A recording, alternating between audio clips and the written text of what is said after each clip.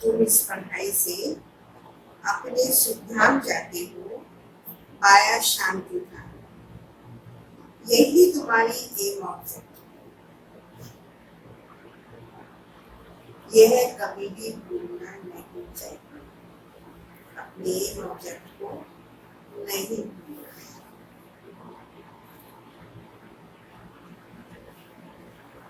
बाबा जी मुरली के अंदर पूछ रहे हैं, आप लोग सोचकर उत्तर दो। मुरली का प्रश्न नहीं है, मैं अंदर का प्रश्न है, मैं इसलिए पूछती हूँ। ब्राह्मणों का झाड़ कितना बढ़ना है?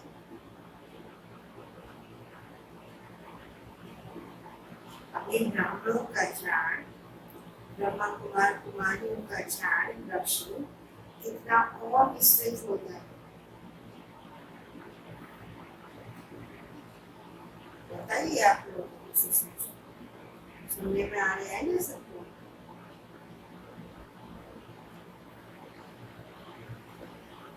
हाँ,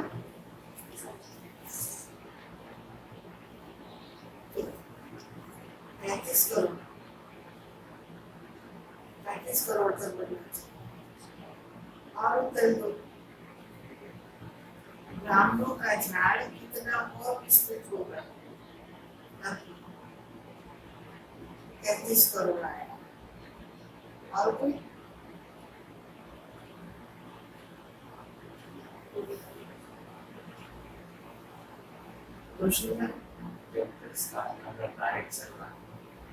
नहीं, कितना? कब तक नहीं, कितना है? 33 करोड़ ही। और कोई?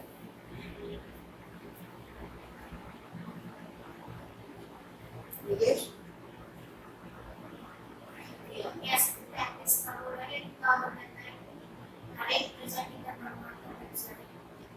अच्छा, बाबा सुना रहे हैं।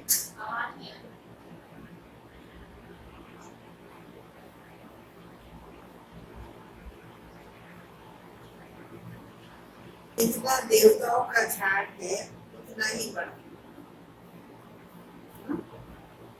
और जैसे जैसे देवताओं का झाड़ कितने शुरू में, फिर बीच में कितने, और लास्ट में कितने, फिर त्रेता के शुरू में कितने, जिस स्वरूप में देवताओं का झाड़ होगा उसी स्वरूप में अभी ब्राह्मणों का झाड़ भी बढ़ रहा है।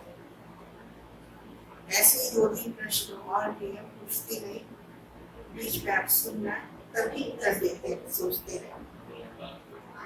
प्रश्न है आज के महावाक्यों से, तुम बच्चे साक्षी होकर इस समय ड्रामा की कौन सी सीन देख रहे हो? तुम बच्चे साक्षी होकर इस समय ड्रामा की कौन सी सीन देख रहे हो?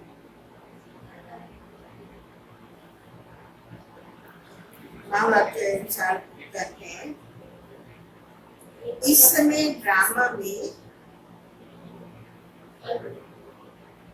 टोटल बुक की सीन है। इस समय ड्रामा में टोटल दुख की सीन है। अगर किसी को सुख में भी तो अल्पकाल का निष्ठा समान, बाकी दुखी दुखी। तुम बच्चे अभी रोशनी में आए हो, जानते हो सेकंड बाय सेकंड बेहद सृष्टि का चक्र फिरता रहता है। जानते हो सेकंड बाय सेकंड बेहद सृष्टि का चक्र फिरता रहता है। एक दिन ना मिले दूसरे से। सारी दुनिया की एक्ट बदलती रहती है, नई स्कीम चलती रहती है। डबल ओशन, एक शिव बाबा कर रहे, ब्रह्मा बाबा, इसलिए डबल ओशन। हमें भी जवाब देना है, डबल ओशन। अच्छा, और नशे की बात से, एक बाप स्वधर्म में टिके हुए हैं। दूसरा, बच्चों को भी कहते हैं अपने स्वधर्म में टिको और बात को याद करो, और कोई ऐसे कह न सके कि स्वधर्म में टिको।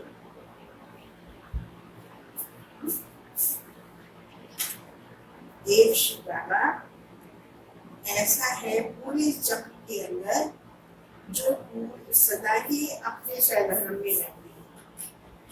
बाबा ने नशे से कहा, एक हमें कहते हैं सिर्फ ब्राह्मणों को अपने स्वधर्म में टिको, बाबा के सिवाय और हम ब्राह्मणों के सिवाय कोई भी सारे कल्प में अपने स्वधर्म में टिक नहीं सकता। सबसे नशे की बात, क्योंकि आत्मा की नॉलेज किसी को है नहीं।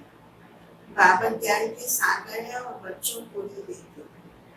तो अपनी स्मृति में आत्मा के धर्म में ठहरो। तो बाबा ने कहा, और कोई कह भी नहीं सकता और कोई कह भी नहीं सकता है। तो बच्चों की बुद्धि में निश्चय है, निश्चय बुद्धि विजय। विजय भी वही पाएंगे, काहे की विजय पाएंगे, बाप के वर्षे की विजय।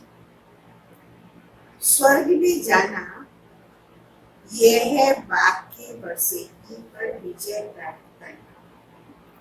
बाकी है पद के लिए पुरुषार्थ। स्वर्ग में जाना तो जरूर है,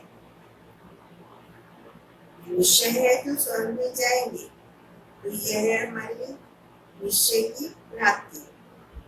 लेकिन स्वर्ग में जाने पर हमें पद क्या पाना है, उसके लिए पुरुषार्थ करना है।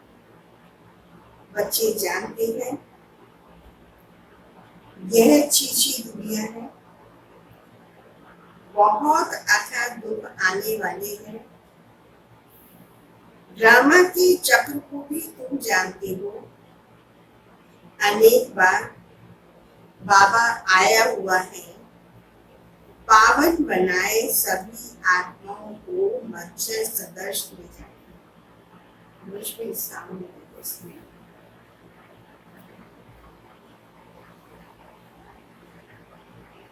अनेक बार बाबा आया हुआ है पावन बनाने सब आत्माओं को मच्छर सदृश ले जाने। फिर खुद भी निर्वाण धाम में जाकर निवास करेंगे।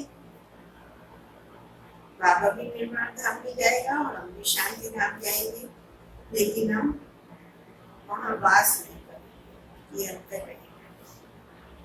बच्चे भी जाएंगे तो बच्चों को यह है तो खुशी रहनी चाहिए, इस पढ़ाई से हम अपने सुधाम जाएंगे वाया शांति धाम। यह है तुम्हारी एम ऑब्जेक्ट, ये भूलनी नहीं चाहिए। रोज रोज सुनते हो, समझते हो, हमको पति से पावन बनाने के लिए बात पढ़ाते हैं, पावन बनने का सहज उपाय बताते हैं। याद यह भी नई बात नहीं है। बाबा कल्प आते हैं और उनको समझाते हैं, हमारा लक्ष्य हमें समझाते हैं ऑब्जेक्टिव। तो अब बाबा ने कहा ये मैं नई बात नहीं सुनाता। क्यों नई बात नहीं है ये? क्योंकि लिखा हुआ है भगवान ने राजयोग सिखाया, सिर्फ भूल इतनी सी कर दी जो श्री कृष्ण का नाम डाल दिया। ऐसे नहीं कि बच्चों को जो नॉलेज मिल रही है वह है गीता के सिवाय और कोई शास्त्र में नहीं। जो शिव बाबा सुनाते हैं उस नॉलेज का शास्त्र बना है गीता भगवान वर्त नाम से, और कोई शास्त्र है ही नहीं। तो इसीलिए ये नॉलेज और किसी शास्त्र में हो नहीं सकती। बच्चे जानते हैं कोई भी मनुष्य की महिमा है नहीं, जैसी बात जैसी नॉलेज बाबा देते हैं वैसी कोई नहीं दे सकता।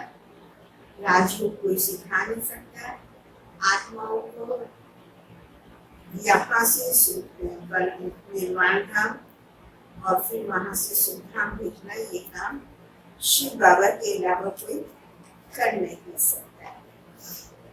तो जैसे बात, इसीलिए जो बाबा की महिमा है और किसी की भी सारे करके नहीं हो सकती।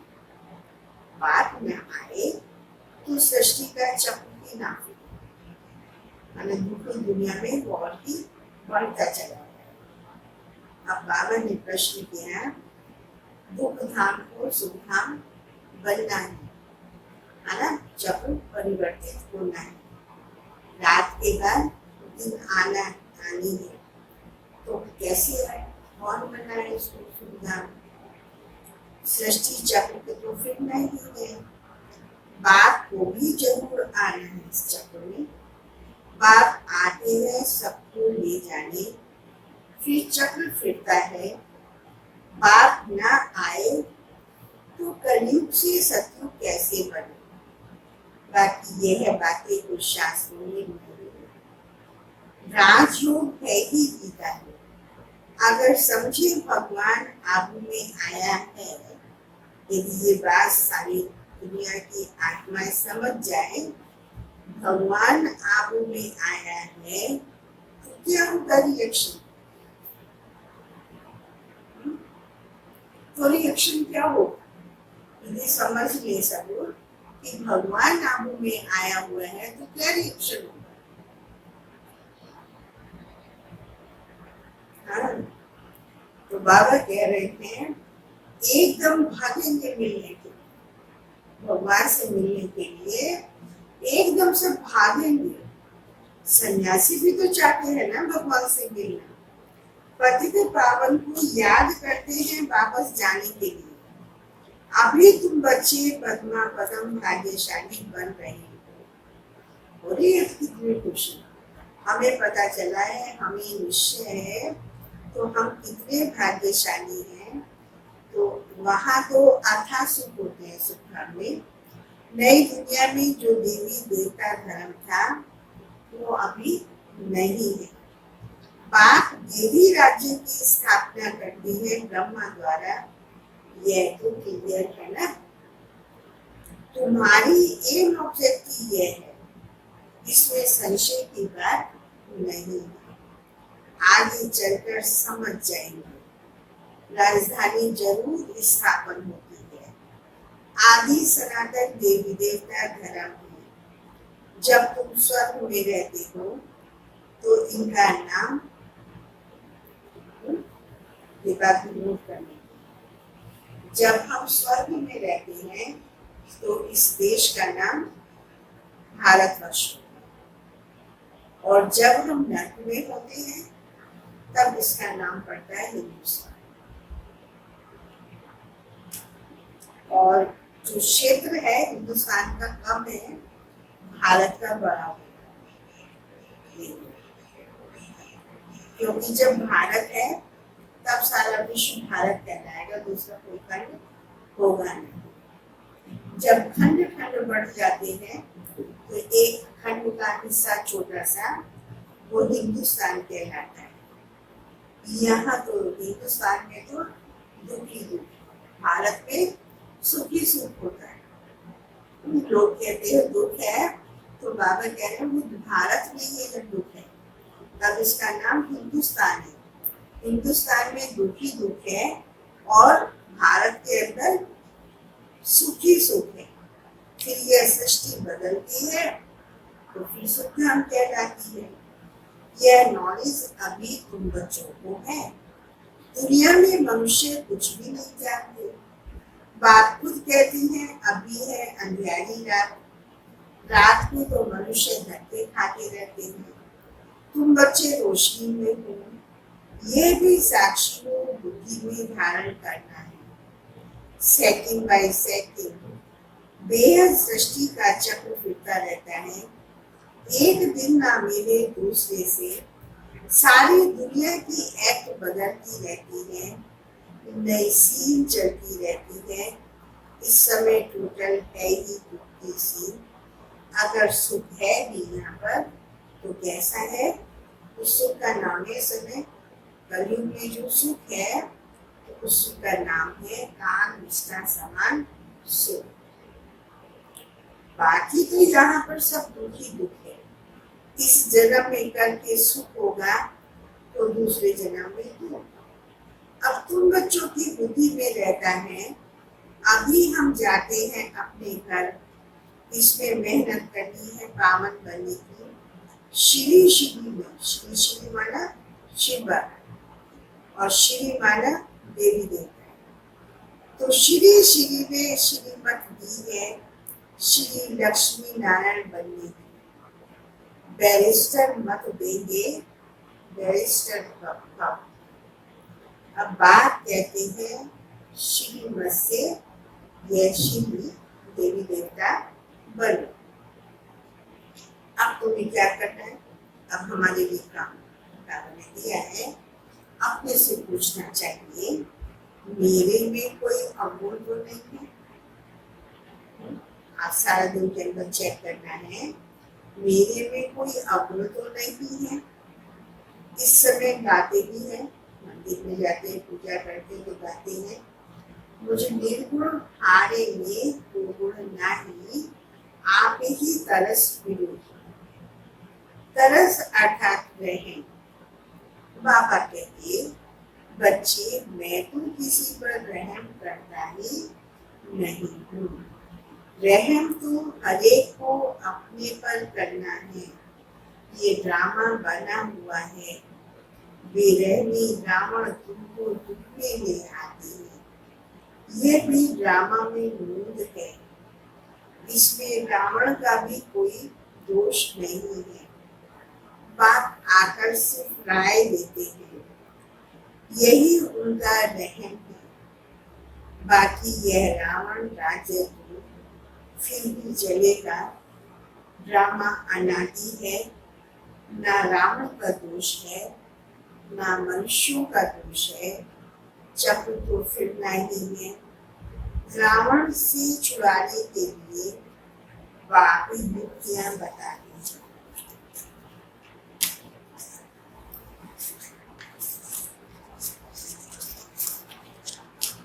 रावण मत पर तुम कितना पाप आत्मा बने हो। अभी पुरानी दुनिया है, फिर जरूर नई दुनिया आएगी। चक्र तो फिरेगा ना। मनुष्यों को फिर जरूर आए, सतयुग को फिर जरूर आना है। अभी है संगम युग। महाभारत लड़ाई भी इस समय की है। विनाश काले विपरीत बुद्धि विनिशंति, यह होने का है और हम विजयंती स्वर्ग के मालिक होंगे, बाकी सब होंगे नहीं। यह भी समझते हो पवित्र होने बगैर देवता बनना मुश्किल है। अब बाप से श्रीमत मिलती है श्रेष्ठ देवता बनने की। ऐसी मत कभी मिल ना सके। श्रीमत देने का उनका पाठ है ही संगम पर, और कोई भी तो यह ज्ञान ही नहीं है। भक्ति माना भक्ति, उनको ज्ञान नहीं कहेगी। रूहानी ज्ञान ज्ञान सागर गुरु ही देते, उनकी ही महिमा है कि रूहानी ज्ञान रूहानी सागर जो रूह है वही दे सकती है। शिव बाबा की महिमा है ज्ञान का सागर, सुख का सागर। बाप पुरुषार्थ की युक्तियां भी बताते हैं। यह ख्याल रखना चाहिए अभी फेल हुए तो कल्पांतर फेल होंगे, बहुत चोट लग जाएगी। श्रीमत पर ना चलने से चोट लग जाती है। ब्राह्मणों का झाड़ बढ़ना भी जरूरी है। इतना ही बढ़ेगा जितना देवताओं का झाड़ है। तुमको पुरुषार्थ करना भी है और कराना भी है। सैपलिंग लगती रहेगी, झाड़ बड़ा हो जाएगा। तुम जानते हो अभी हमारा कल्याण हो रहा है। पतित दुनिया से पावन दुनिया में जाने का कल्याण होता है। तुम बच्चों की बुद्धि का ताला अभी खुला है। बाप बुद्धि वालों की बुद्धि है। अभी तुम समझ रहे हो, फिर आगे चल देखना किस किस का ताला खुलता है। यह भी ड्रामा चलता है, फिर सत्युग से रिपीट होगा। लक्ष्मी नारायण जब तख्त पर बैठते हैं तब संवत शुरू होता है वन से, और 1250 वर्ष तक स्वर्ग रहता है। कितना क्लियर है। कहानी है सत्यनारायण की और कथा है अमरनाथ। मेरा भी चिंतन चला। अमरनाथ की कथा कहते हैं, सत्संग की कथा नहीं। अमरनाथ की कथा होती है सावन का महीना का जब तीर्थ यात्रा करते हैं, और सत्यनारायण की कथा हर पूर्णिमा को होती, और विशेष रूप से लक्ष्मी नारायण की पूजा दीपावली पर होती है। तो तब अमरनाथ नहीं जाते दीपावली के टाइम पर, खास सावन के महीने में जाते हैं। तो कहानी है सत्यनारायण की और कथा है अमरनाथ मनुष्य बाबा की। तुम अभी सच्ची सच्ची अमरनाथ की कथा सुनते हो, कैसे बाबा आता है, कैसे पावन बनाता है, ये कथा तुम अभी सुनते हो।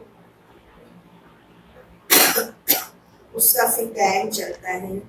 त्योहार आदि सभी इस समय के हैं, और सबसे नंबर 1 पर्व है, सबसे नंबर 1 त्योहार है शिव बाबा की जयंती। कलयुग के बाद बाप को आना पड़े दुनिया को चेंज करने। चित्रों को कोई अच्छी रीति से देखे, कितना बुरा हिसाब बना हुआ है। तुमको ये खाती है, जितना कर्म पहले पुरुषार्थ किया है उतना करेंगे जरूर।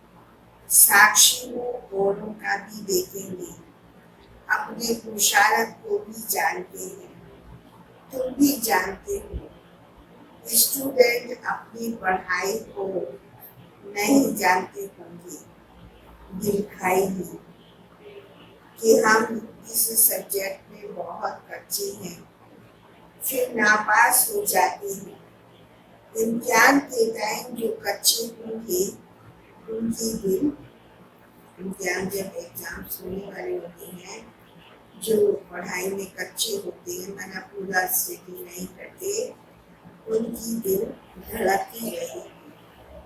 तुम बच्चे की साक्षात्कार करेंगे, परंतु नापास हो ही गए, कर भी जा सकते हैं। स्कूल में नापास होते हैं तो संबंधी भी नाराज और टीचर भी नाराज होता है।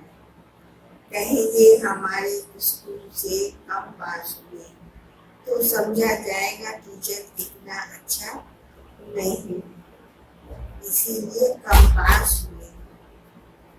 बाबा भी जानते हैं सेंटर्स पर कौन कौन अच्छी टीचर्स हैं, कैसे पढ़ाती हैं, कौन कौन अच्छी रीति पढ़ाकर ले आती है, सब मालूम पड़ता है। बाबा कहते बादलों को लाना है, छोटे बच्चों को नहीं ले जाएंगे, तो नहीं तो उसमें मोह रहता है। बड़ों को लाने के लिए बाबा मधुबन में कह रहे हैं, छोटों को नहीं ले जाना है, अकेला निकल आना चाहिए मधुबन में बाबा से।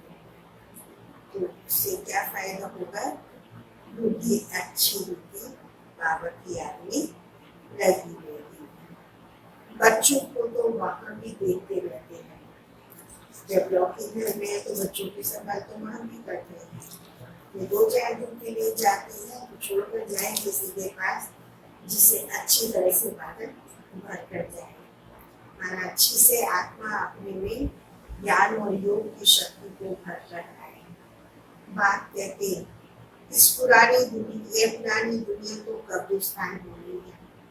नया मकान बनाते हैं तो बुद्धि में रहता है ना, हमारा नया मकान बन रहा है, धंधा आदि तो करते रहते हैं, परंतु बुद्धि नए मकान तरफ रहती है। चुप तो नहीं बैठ जाती। वह है हद की बात, यह है फिर बेहद की बात। हर कार्य करते हुए स्मृति रहे। अभी हम घर जाकर फिर अपनी राजधानी में आएंगे तो अपार खुशी रहेगी। बाप कहते बच्चे अपने बच्चों आदि की संभालनी करनी है। बचपन में लाने के लिए मना किया है, बाकी बच्चों को घर में रहते हैं तो उनकी संभाल तो करनी है।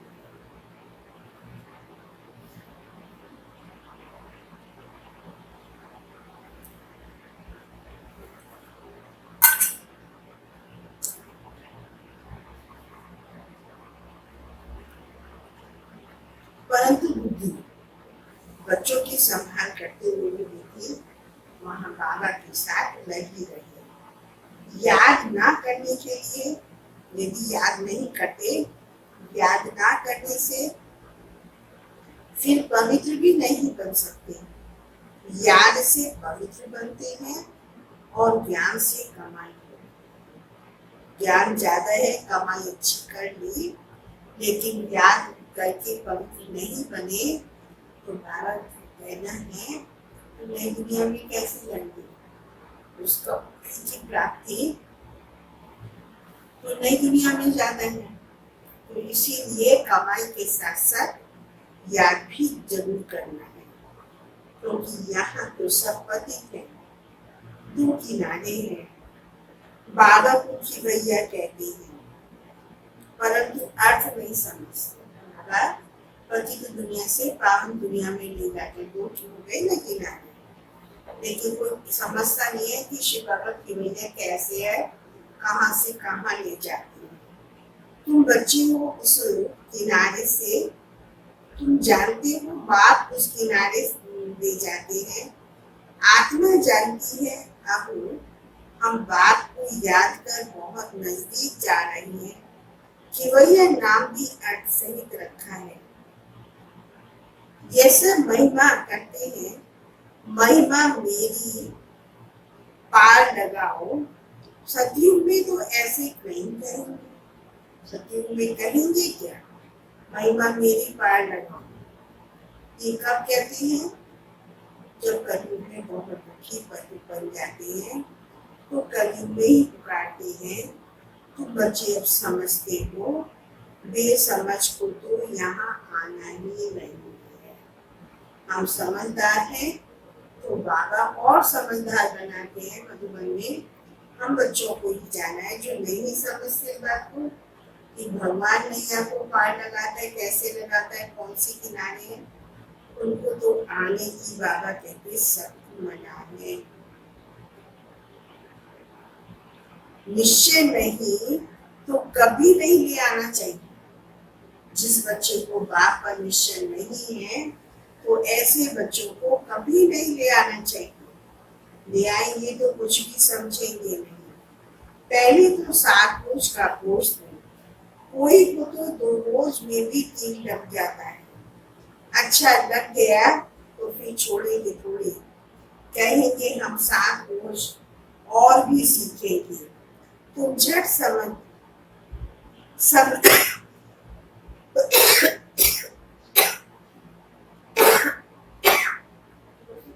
तुम झट समझ जाएंगे यह स्कूल का है। तेज बुद्धि जो होंगे वह कोई बात की परवाह नहीं करेंगे। अच्छा एक नौकरी छूट जाएगी, दूसरी मिलेगी।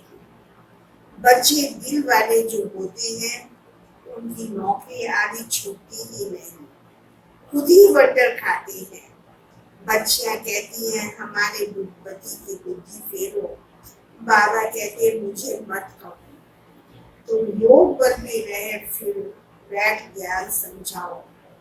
बाबा थोड़ी बुद्धि को फेरेंगे। फेरी बाबा बुद्धि को फेरे तो बाबा ने कहा फिर तो सभी ऐसे धंधे करते हैं, फिर तो बाबा का ये धंधा हो जाएगा सबके पतियों का, बुद्धि को फेरता रहेगा। नहीं, जो रस्म निकलती है उसको दुनिया वाले पे पकड़ लेती है। कोई गुरु से किसी को फायदा हुआ सुना तो बस उनके पीछे पड़ जाते हैं। नई आत्मा आती है तो उनकी महिमा तो निकलेगी ना, फिर बहुत फॉलोअर्स बन पड़ते हैं। इसीलिए इन सब बातों को देखना नहीं है, तुमको देखना है अपने को। हम कहाँ तक पढ़ते हैं, यह भी बाबा के रूप से जैसे चिट चैट करते हैं कि बाबा हमसे बातचीत कर रहे हैं। बाकी सिर्फ कह देना बात को याद करो, ये तो घर पे भी रह कर सकते हो। आप आमने सामने बैठ कर बाबा बातचीत कर रहे हैं, बाकी से बाबा कह दे सामने बैठ कर के मुझे याद करो तो मजा नहीं आएगा ना। बाबा बैठ कर बातें करते हैं तो मजा आता है। तो बाबा ने कहा यदि बाबा सिर्फ इतना ही कहे कि मुझे याद करो तो ये तो तुम घर में भी कर सकते हो, लेकिन ज्ञान सागर है, सामने आए हो तो जरूर ज्ञान तो देंगे। ये है मुख्य बात बनना था। साथ में सृष्टि के आदि मध्य अंत राग भी समझाते हैं। चित्र भी तो इस समय बहुत अच्छे लिखते हैं, उनका भी अर्थ बहुत अच्छा समझाते हैं। विष्णु की नाभि से ब्रह्मा को दिखाया, त्रिमूर्ति भी है, फिर विष्णु की नाभि से ब्रह्मा, यह भी क्या है? बार बार समझाते हैं ये राइट है या रॉन्ग है। मनों में चित्र ढेर बनाते रहते हैं, माना मन गण के चित्र बहुत बनाते रहते हैं। कोई कोई शास्त्रों में चक्र भी दिखाया है, परंतु कोई ने कितनी आयु लिखी चक्र की, कोई ने कितनी। अनेक बातें है ना, शास्त्रों में हद की बातें लिखते हैं। बात बैठो बेहद की बात समझाते हैं। सारी दुनिया में है रावण राज्य, यह तुम्हारी बुद्धि में ज्ञान है। हम कैसे पतित बने फिर पावन कैसे बनते हैं। पीछे फिर और धर्म आते हैं, अनेक वैरायटी है, एक ना मिले दूसरे से। एक जैसी फीचर्स वाले दो हो नहीं सकते। यह बना बनाया खेल है जो रिपीट होता रहता है। बाप बच्चों को बैठ समझाते हैं, टाइम थोड़ा होता जाता है। बाप अपनी जांच करो, हम कहाँ तक खुशी में रहते हैं। हमको कोई विकल्प नहीं करना है, तूफान भी आएंगे।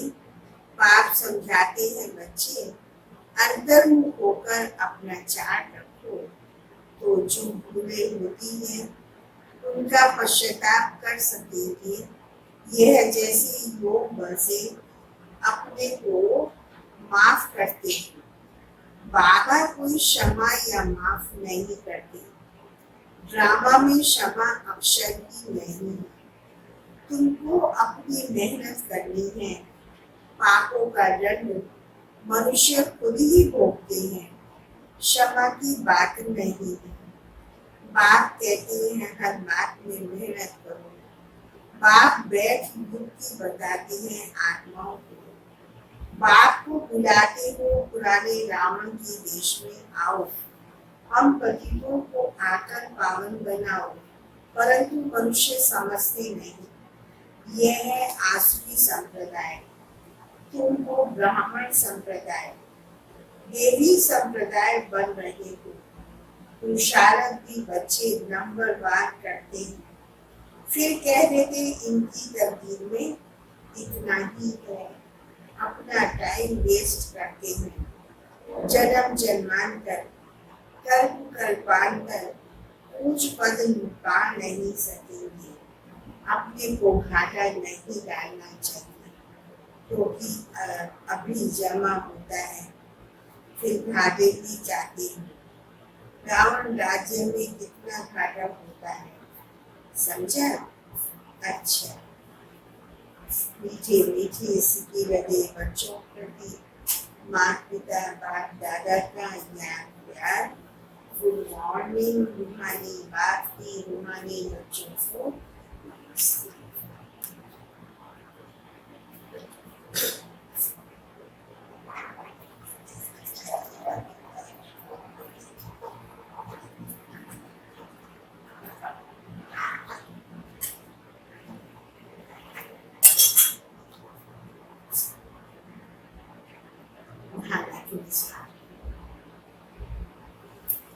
अंतर्मुखी बन अपनी जांच करनी है।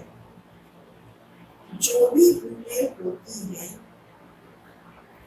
उनका दिल से पश्चाताप कर योग बल से माफ करना।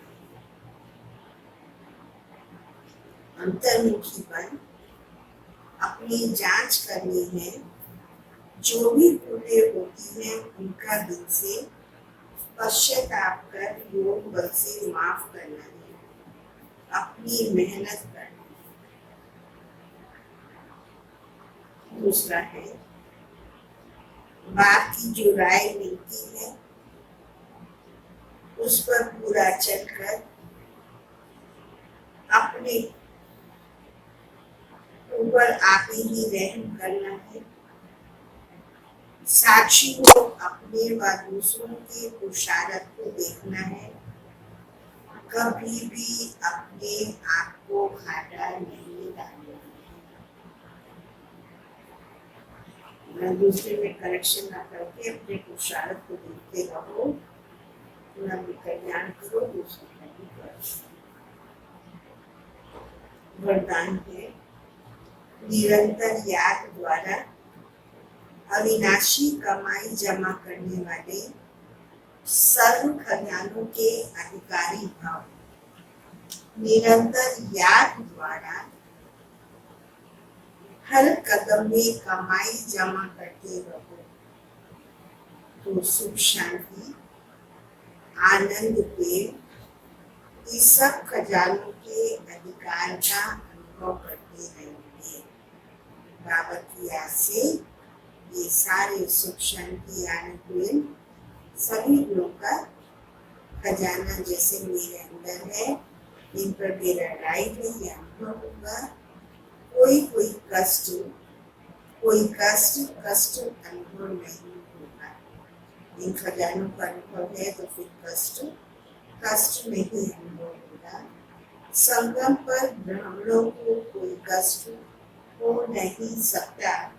यदि कोई कष्ट आता भी है तो बाप की याद दिलाने के लिए, जैसे गुलाब के पुष्प के साथ कांटा उसके बचाव का साधन होता है, वैसे ही यह तकलीफें और भी बाप की याद दिलाने के निमित्त बनती है।